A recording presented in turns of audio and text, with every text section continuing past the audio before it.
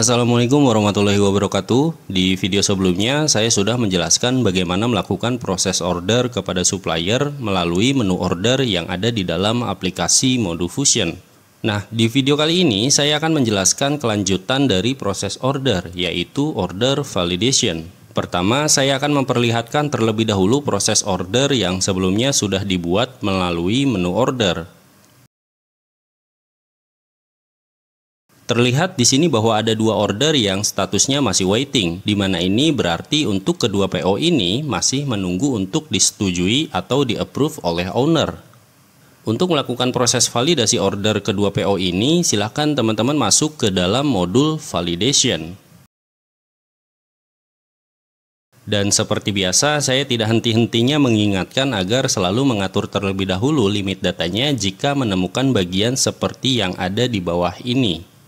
Untuk proses berikutnya, saya anggap sampai video ini dibuat, teman-teman yang sudah mengikuti video penggunaan aplikasi Modufusion dari awal sudah paham betul bagaimana aturan dalam mengatur limit data ini.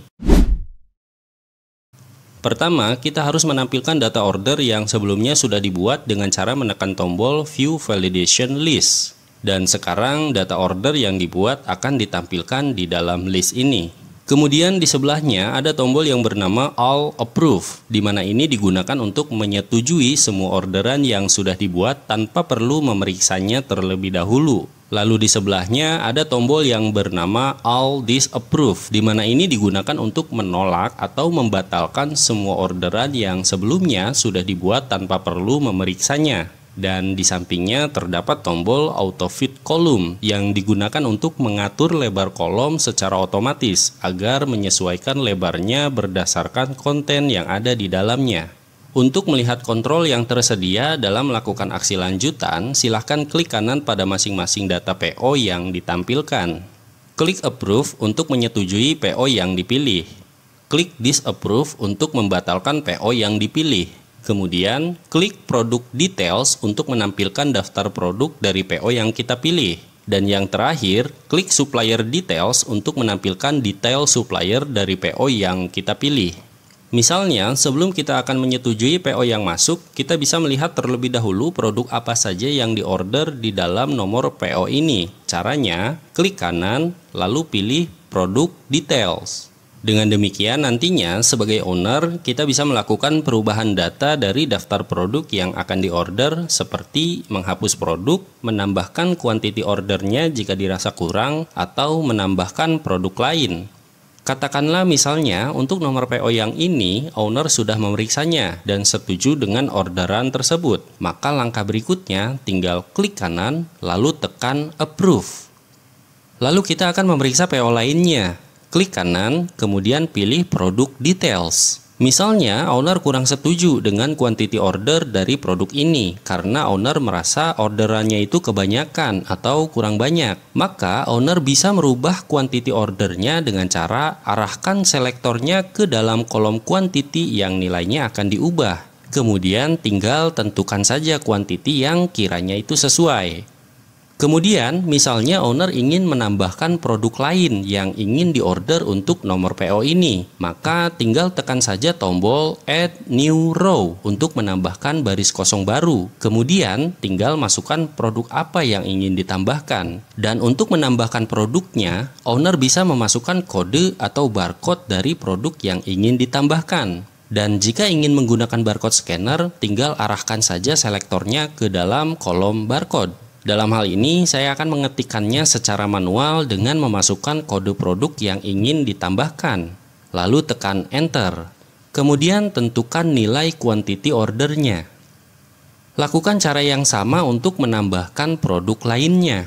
Kemudian, jika misalnya owner tidak setuju dengan produk tertentu yang diorder di dalam PO ini, maka owner bisa membatalkannya dengan cara menekan tombol Delete. Nah, setelah proses pemeriksaan tiap-tiap produk yang akan diorder sudah selesai, maka langkah selanjutnya tinggal lakukan proses approve berdasarkan nomor PO ini. Setelah owner melakukan proses validasi, maka selanjutnya staf dapat memeriksa hasil dari PO yang dibuatnya melalui menu order. Jadi, di sini saya akan membuka kembali menu ordernya. Perhatikan, sekarang status PO-nya sudah berubah menjadi approve, yang berarti PO tersebut sudah divalidasi dan disetujui oleh owner. Dan lihat juga pada bagian kolom approve. Jika nilainya sama dengan nilai yang ada di dalam kolom total order, itu berarti semua produk yang diajukan untuk diorder semuanya disetujui. Dan jika nilai dari kedua kolom ini tidak sama, maka ada proses perubahan data dari PO yang sebelumnya diajukan. Kemudian, untuk melihat produk apa saja yang di-approve, maka kita tinggal klik kanan pada PO yang kita pilih, lalu pilih Print Preview, kemudian pilih Validation. Maka ini akan menampilkan report yang berisi data produk apa saja yang di-approve oleh owner. Kita bisa mencetaknya langsung dengan kertas A4 atau mengekspornya ke dalam file PDF. Kemudian kita juga bisa mencetak dokumen PO yang sebelumnya kita buat jika dirasa ada perubahan data pada saat di-approve oleh owner melalui menu My Order. Saya akan kembalikan lagi ke dalam dokumen yang sudah divalidasi.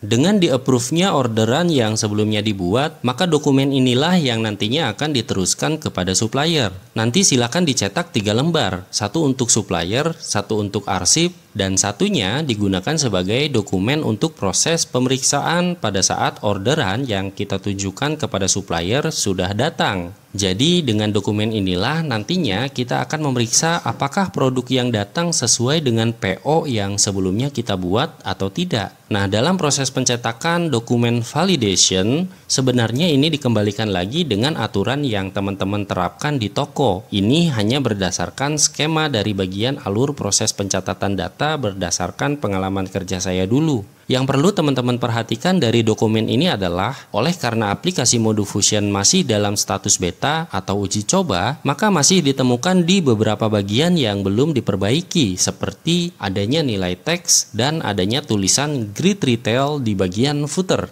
Untuk teman-teman yang mengikuti Facebook atau Instagram saya pasti sudah tahu bahwa sebelum saya menggunakan nama Modufusion, saya menamai aplikasi yang saya buat ini sebagai Grid Retail, yang dimana itu adalah lanjutan dari aplikasi sebelumnya yang saya buat yang bernama Grid Post yang berbasis Excel VBA. Namun seiring berjalannya waktu, akhirnya saya menamai aplikasi ini sebagai Modufusion. Jadi diharapkan teman-teman dapat memakluminya bahwa edisi beta ini hanya ditunjukkan untuk perkenalan aplikasi Modufusion saja. Sehingga ketika rilis komunitas sudah ada nantinya, teman-teman sudah tidak bingung lagi dalam mengoperasikan aplikasi Modufusion. Jadi saya berharap teman-teman berkenan untuk sabar dalam menunggu rilis resmi edisi komunitas sambil mempelajari semua hal tentang aplikasi Modufusion dari edisi beta ini. Saya mengharapkan kritikan dan juga saran dari teman-teman untuk perkembangan aplikasi Modufusion. Jadi silakan hubungi saya melalui Instagram ataupun Facebook saya. Kemudian jangan lupa juga agar terus mengikuti perkembangan aplikasi Modufusion melalui channel YouTube ini. Mungkin cukup sekian video kali ini tentang proses order validation, dan pada video berikutnya saya akan menjelaskan langkah akhir setelah proses order validation, yaitu proses receiving. Mungkin cukup sekian video kali ini, kurang lebihnya saya mohon maaf. Sekian dari saya, wassalamualaikum warahmatullahi wabarakatuh.